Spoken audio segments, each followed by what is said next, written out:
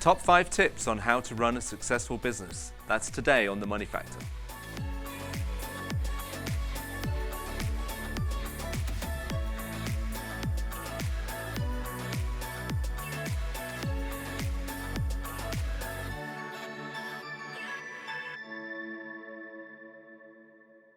Hi, I'm Ian Varley, CEO of Eagle Business Credit. Welcome to The Money Factor, where we talk about business issues and we get your money questions answered.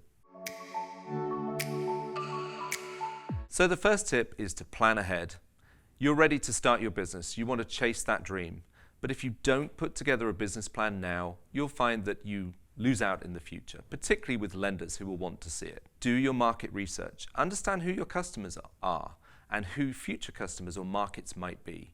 Really look at the pricing of your product and more specifically, who are your competitors? All of those things are the tough questions that you need to ask yourself and write down what the approach is for your business. That then morphs and becomes a business plan. You spend the time on it now, it'll pay dividends in the future, particularly when you're ready to look for that financial partner that you're going to need as your business grows and succeeds. Any lender, don't care who it is, they'll want to see what your plans are. Hold yourself accountable to that plan as well. Be ready to pull it out and check it, revise it, and update it. And make sure your team understands what you're looking to do, where you're aiming. It's really, really important to plan. Again, it will pay dividends for the future if you plan ahead now before you start your business and then revisit that plan periodically as you get into the thick of it and get busy. You'll be glad you did. So the next tip is about money. Do you have the right financing for your business? But not only the right financing, do you have enough? If you're growing fast, you need a partner that's really going to grow with you. There's a statistic out there that 82% of businesses fail for not having the right financing, not having enough financing.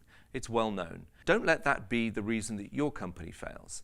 Don't be borrowing from friends and family all the time. Don't max out your credit cards more than you have to. I get it, that's a good way to get going. But be ready for that next phase. You need a partner that will take you from those initial weeks and months through to the first successful years. Once you get past that 5-year mark, you should have a really solid financial partner with you. And again, having enough is really important. If you go online and get a loan, you're going to have to repay it. Is your cash flow sufficient to support that? Why not look for a partner that will grow their facility in line with you? Factoring can be a great choice for very fast-growing companies, and you don't need a strong balance sheet to achieve that. Your credit score is not important to us either. It's about your product, your service, and your customers. So get the right financial partner. Make sure you have enough money to grow your business. The next tip is be prepared to be flexible. Examine your business plan, monitor your progress, track your progress to that plan, and be prepared to change things up. Maybe a new competitor has come on the scene and you need to adapt. It's okay. Don't panic react though. Be confident in the original goals that you set yourself, but don't be rigid and not flexible. There's always a way to change things up, whether it's an update to your website, a new product you want to add. Make sure it stays true to the original plan, but also be adaptable. Don't be rigid to that plan and let it dictate how you go. It's okay to change things. It's important to change things. The environment's always changing for your business, so again, be prepared to be flexible. So number 4 is know when to get additional help. You started the business, but that's a lot for one person to handle. Hopefully you've grown the team. Delegation, very important. You know how to do everything within your business, but you need to train and grow your team so that you can delegate tasks to them. There's a lot of online tools available now that are really cost effective. Fiverr.com, you can get a lot of things done. Instead of burning the midnight oil and producing that fillable PDF document that you know you need, you can spend $20 and have somebody do it for you.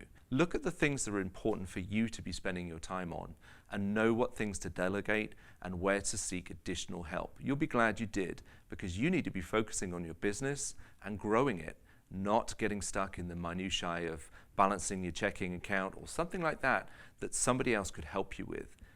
Be certain to get the help you need. And lastly, manage your growth.